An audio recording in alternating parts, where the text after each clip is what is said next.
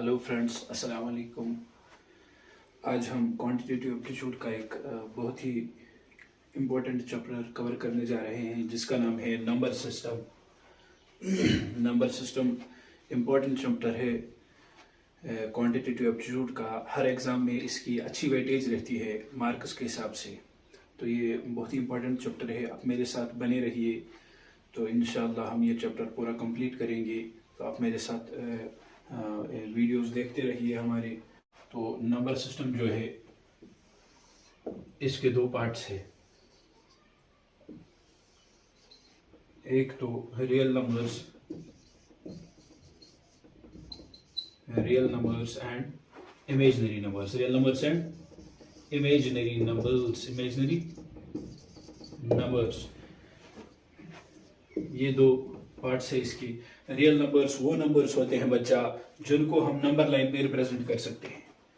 I repeat, real numbers वो numbers होते हैं जिनको हम नंबर लाइन पे रिप्रेजेंट कर सकते हैं। फॉर एग्जांपल, ये हमारा 0 है, ये 1 2 3 टू इन्फिनिटी, और ऐसे ही -1 -2 -3 टू इन्फिनिटी। जिनको हम नंबर लाइन पे रिप्रेजेंट कर सकते हैं उनको हम क्या कहते हैं?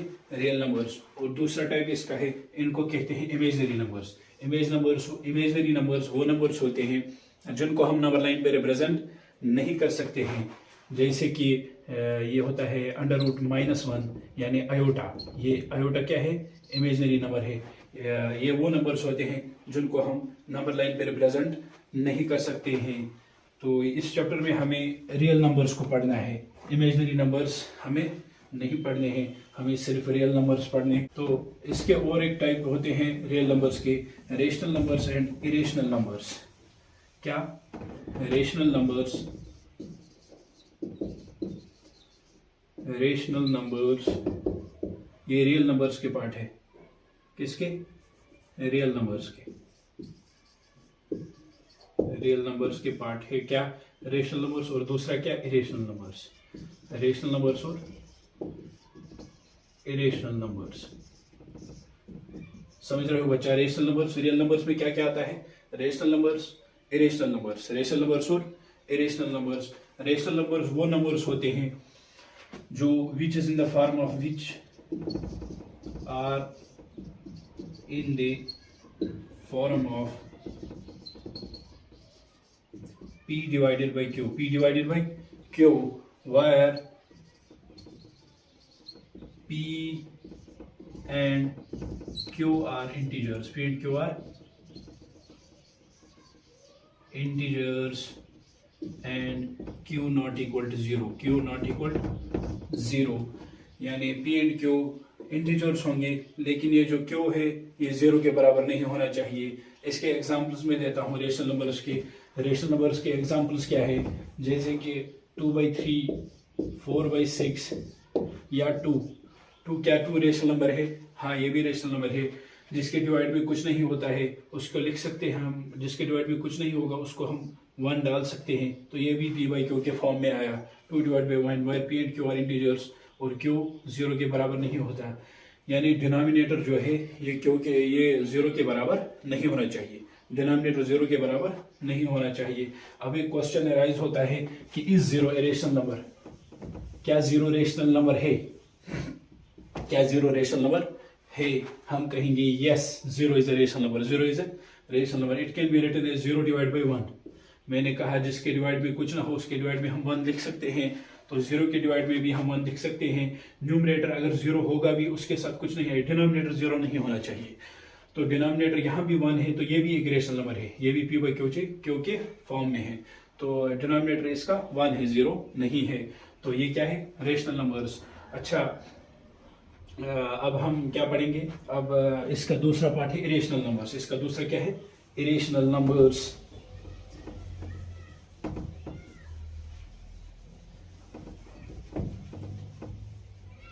इरेशनल नंबर्स वो नंबर्स होते हैं जो P/Q के फॉर्म में नहीं होंगे। फॉर एग्जांपल, जो अंडर रूट में होंगे, √2, ये क्या होते हैं? Irrational numbers. या पाई इरेशनल नंबर है। क्या है? पाई इरेशनल नंबर है। पाई क्या है? इरेशनल नंबर है। लेकिन यहाँ पे एक क्वेश्चन है, 22/7। 22/7 हम कहते हैं पाई का वैल्यू 22/7 है। क्या 22/7 रेशनल नंबर है? मैं कहता हूँ पाई रेशनल नंबर नहीं है, पाई का वैल्यू 22/7 है। क्या 22/7 रेशनल नंबर है? अगर मैं कहूँगा कि पाई तो रेशनल नंबर नहीं है, 22/7 रेशनल नंबर नहीं है, आप कहेंगे ये तो p/q के फॉर्म में है, p/q की फॉर्म में है, p एंड q भी इंटीजर्स है और q 0 के बराबर भी नहीं है, तो ये रेशनल नंबर क्यों है? तो मैं कहता हूँ 22/7 is not the actual value of pi. 22/7 is not actual value of pi. 22/7 क्या है फिर? 22/7 एक्चुअल वैल्यू पाई का नहीं है, ये पाई का अप्रोक्सीमेशन है। ये हम ऐसे ही पाई का अप्रोक्सीमेशन लेते हैं। पाई एक अलग नंबर है, 22/7 एक अलग नंबर है। अब अप्रोक्सीमेशन के तौर पर हम लेते हैं पाई का वैल्यू 22/7, ठीक है। तो पाई क्या है? इरेशनल नंबर, लेकिन 22/7 क्या है? रेशनल नंबर है। पाई का एक्चुअल वैल्यू है 3.14 इसके वैल्यूज पॉइंट के बाद शायद ट्रिलियंस में चले गए हैं, निकाले गए हैं अभी सुपर कंप्यूटर्स के जरिए से, तो अभी भी ये चल रहा है। तो पाई एक अलग वैल्यू है, 22/7 एक अलग वैल्यू है। अब मैं यहाँ पे एक चीज बताता हूँ आपको, ये लिखिए रेशनल नंबर्स को और ठीक से समझने के लिए। तीन है terminating decimal expansion, terminating decimal expansion, terminating decimal expansion. और दूसरा क्या है? दूसरा है non terminating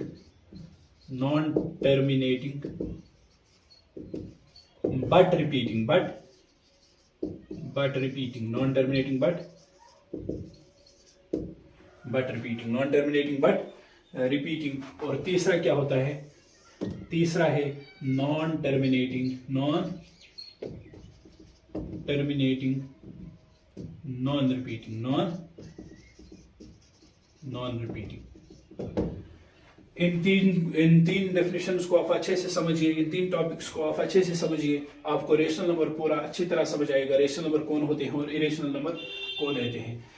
terminating decimal expansion जो होता है, जैसे हम 7/2 करेंगे, 7/2, 2 1s are 2, 2 3.5, 2 1s are 2, 2 3.5 are 7, 2 3s are 6, फिर 1 यहाँ आएगा, पॉइंट के बाद 0 चलाएगा, 2 5s are 10, ठीक है।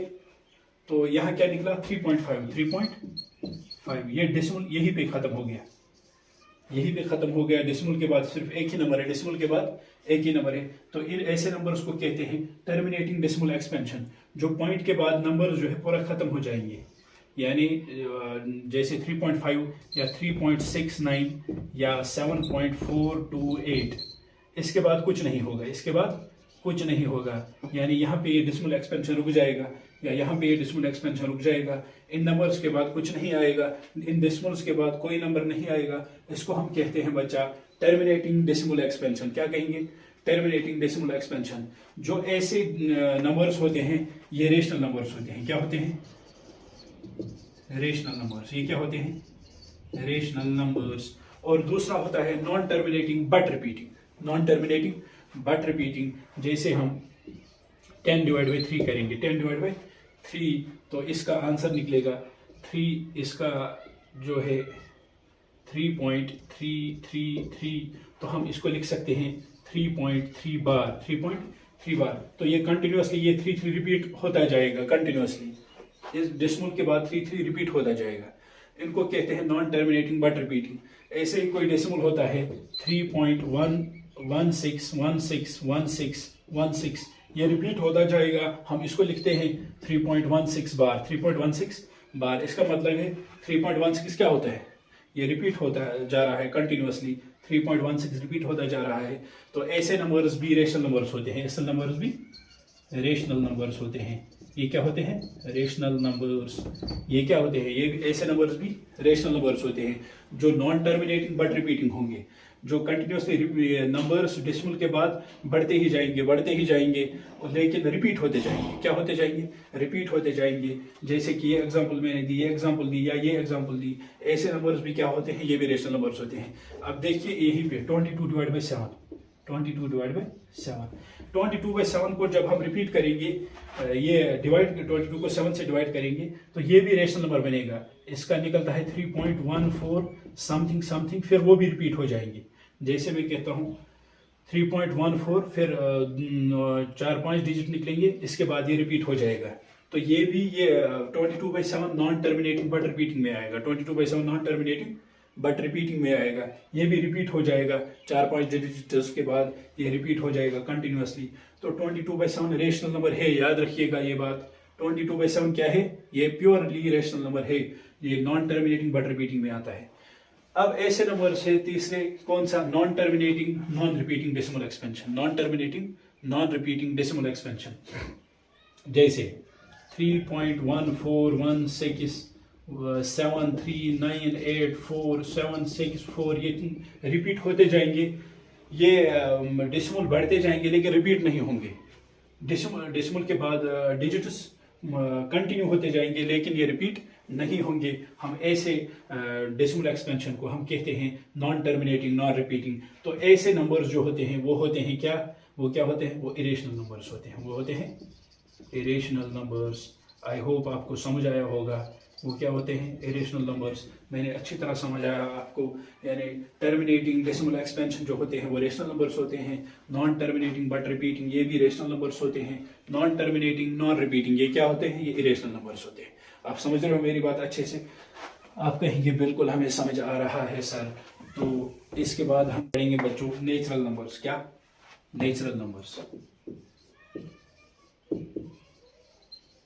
नेचुरल नंबर्स, नेचुरल नंबर्स कौन नंबर्स होते हैं?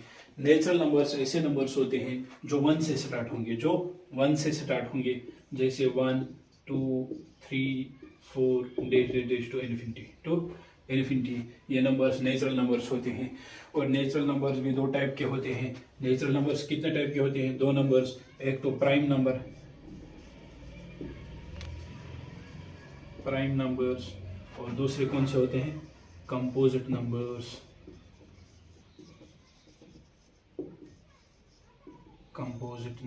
Prime numbers and composite numbers. Natural numbers भी दो टाइप के होते हैं, प्राइम नंबर्स और कंपोजिट नंबर्स। प्राइम नंबर्स कौन से नंबर्स होते हैं? बताइए बच्चा, प्राइम नंबर्स कौन नंबर्स होते हैं? प्राइम नंबर्स ऐसे नंबर्स होते हैं जिनके सिर्फ 2 फैक्टर्स होंगे, द नंबर इटसेल्फ एंड 1। ठीक है, जैसे मैं लूंगा 3 के 2 ही फैक्टर है, एक तो 3 है और क्या है? एक तो 3 है और 1 है। इसके अलावा इसका कोई फैक्टर है? बिल्कुल भी नहीं। और क्या 2 के कितने फैक्टर्स हैं? एक तो 2 है और 1 है। तो ये भी क्या है? Prime number. प्राइम नंबर ऐसे नंबर्स होते हैं जिनके सिर्फ 2 फैक्टर्स होंगे। कौन कौन से?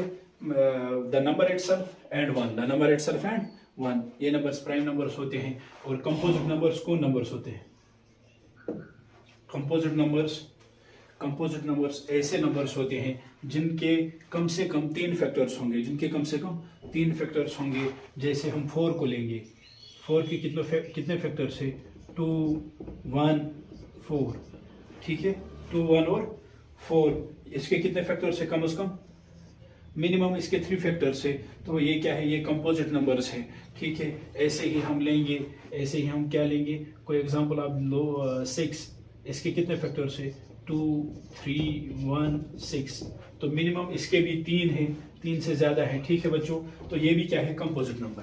ठीक है, तो प्राइम नंबर कंपोजिट नंबर भी आपको अच्छी तरह से समझ आया होगा। प्राइम नंबर्स ऐसे नंबर्स होते हैं जिनके ओनली 2 फैक्टर्स होंगे, the number itself and 1। And composite numbers ऐसे नंबर्स होते हैं जिनके मिनिमम 3 फैक्टर्स होने चाहिए। ठीक है, अच्छी तरह समझ रहे हो? तो इसके बाद हम बच्चा पढ़ेंगे, इसके बाद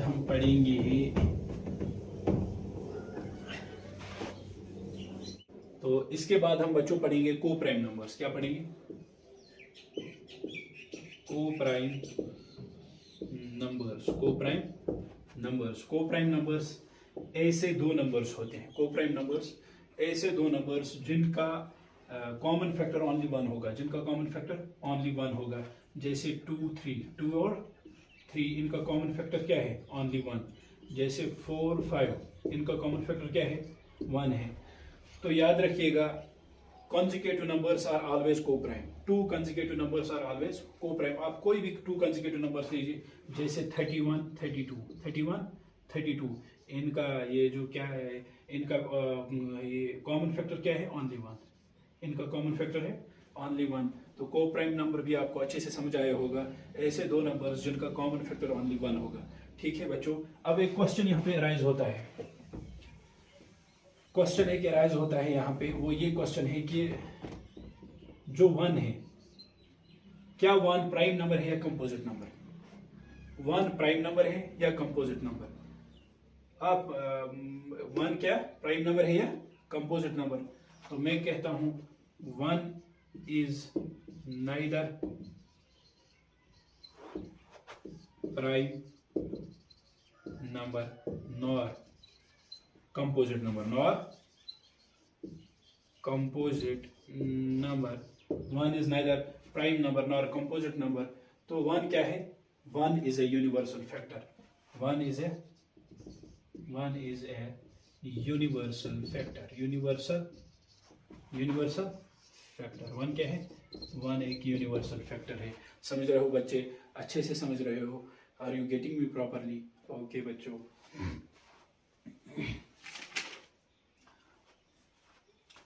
ठीक है बच्चों। तो इसके बाद हम पढ़ेंगे परफेक्ट नंबर्स। इसके बाद क्या पढ़ेंगे हम? Perfect numbers. Perfect numbers. इसके बाद हम पढ़ेंगे परफेक्ट नंबर्स, परफेक्ट नंबर्स। ठीक है बच्चों, परफेक्ट नंबर्स ऐसे नंबर्स होते हैं जिनके फैक्टर्स का सम वापस वो नंबर आएगा, जिनके फैक्टर्स का सम वापस वो नंबर आएगा। जैसे 6 है, ठीक है। 6 के फैक्टर्स क्या क्या है? 6 के फैक्टर्स है 1 2 3, ठीक है। 6 के फैक्टर्स क्या है? 1 2 और 3। देखिए 3 + 2 5, 5 + 1 6। तो इसके फैक्टर्स का सम क्या आया? 6, द नंबर इटसेल्फ। इनको कहते हैं परफेक्ट नंबर। दूसरा परफेक्ट नंबर है 28। क्या है बच्चों? 28। इसके फैक्टर्स का सम क्या आएगा? 28 वापस आएगा इसके फैक्टर्स का सम। और तीसरा फैक्टर क्या है? 496, 496। तीसरा परफेक्ट नंबर कौन है? 496। इसके भी फैक्टर्स का सम क्या आएगा? The number itself. इसके भी फैक्टर अगर आप निकालोगे तो वो उसके फिर उन फैक्टर्स का सम जब करोगे तो वो 496 वापस आएगा।